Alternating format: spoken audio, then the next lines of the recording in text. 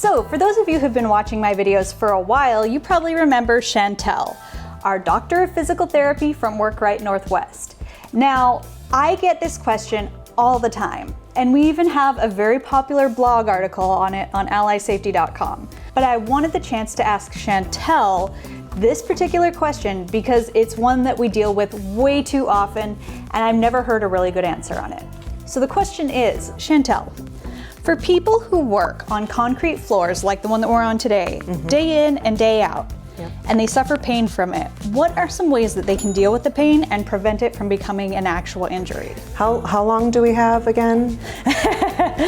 So this of course depends on what the actual ache or pain came from and whether it's acute or chronic. So when we look at the logs of workplace injuries and we see foot and ankle injuries, they're almost always cuts or lacerations or fractures or something like that, right? It's not just a general, well, my feet just hurt. Well, and that's interesting too, because people's feet do hurt after a long day of work, but whoever thinks to report it. They don't. But most people have no idea that they can do something about it. But most people have no idea that they can do something about it. Huh?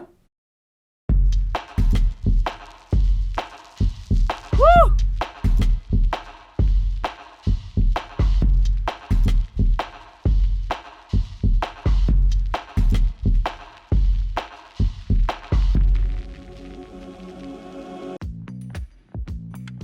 Most people have no idea that they can do something about it. So they won't even come to see us, but we know the prevalence of foot pain is really, really high.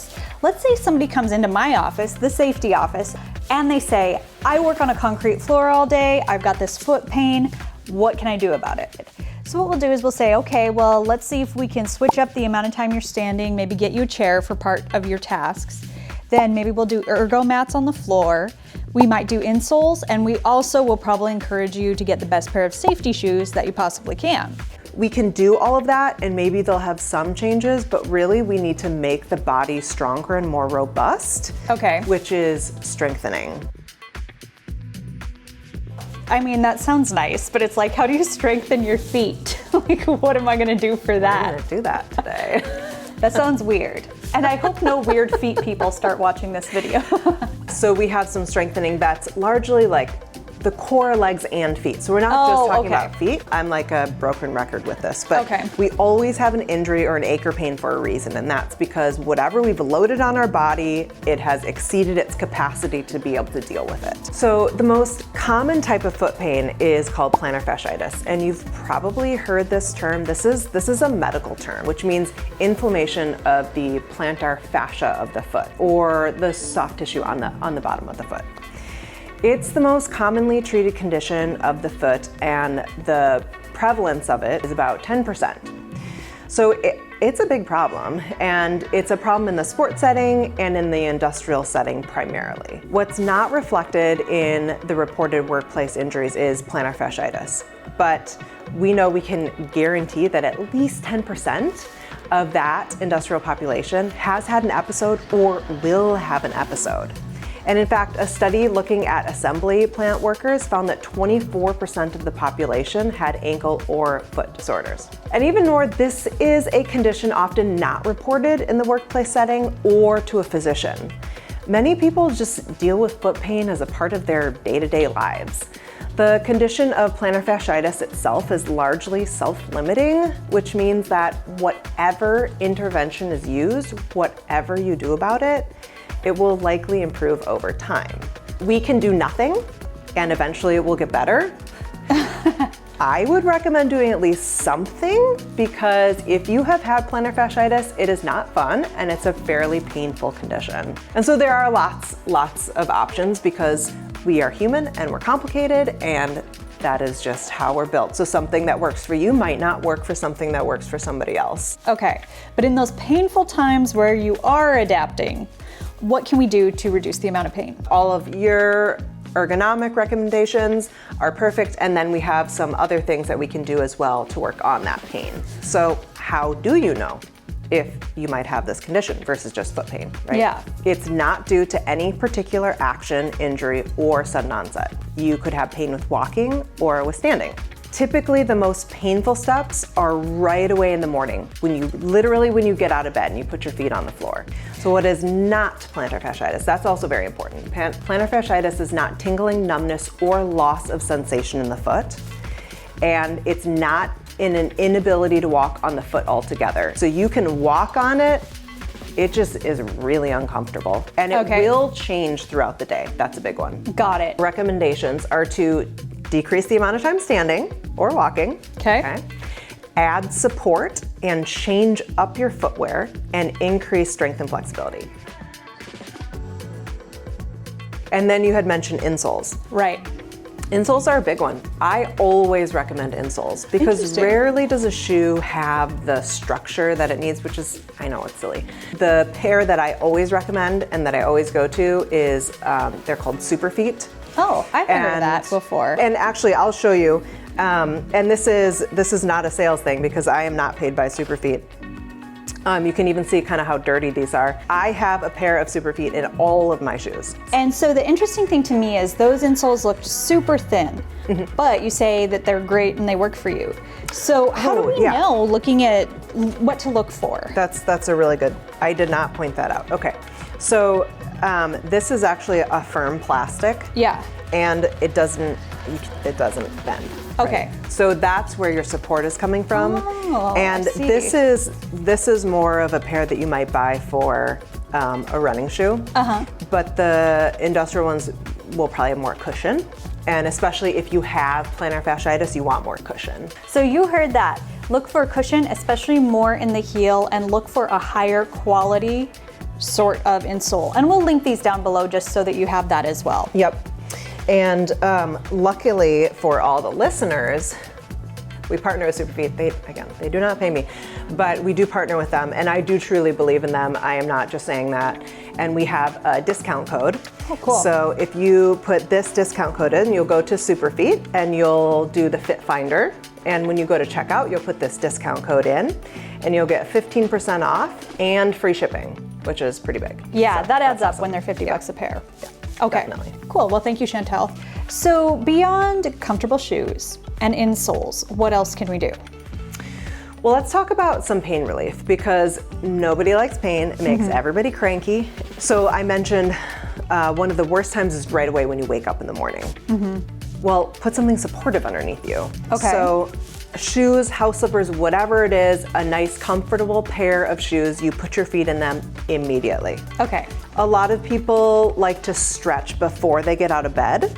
For pain itself, ice can be a great pain reliever. It's not necessarily going to decrease the inflammation, but it decreases the pain because it reduces our nerve sensation. And then people often get quite a bit of relief with massage itself. Okay. So you can do massage to the calf, that can get really tight, or to the bottom of the foot. That's what we want to do, is we want to see what is the recipe for getting load off of our body so that it can heal, and then we need to slowly put that load back on, which is where strengthening can come in. So this is where you show us some exercises, right? Yes. Okay. Let's just talk about a simple calf stretch. And you can do that without any equipment. Most people will be tight enough where if they just kind of take a little bit of a lunge stance, and then you might get a stretch if you bend your knee, and that stretch would be lower down towards your Achilles. You know, even just like a simple stool like this, obviously you don't want it to move. So you're essentially just gonna prop your foot on that and then try to push your knee straight and to get that nice big stretch. We're gonna take off shoes. Oh my gosh, look at you, you're all branded.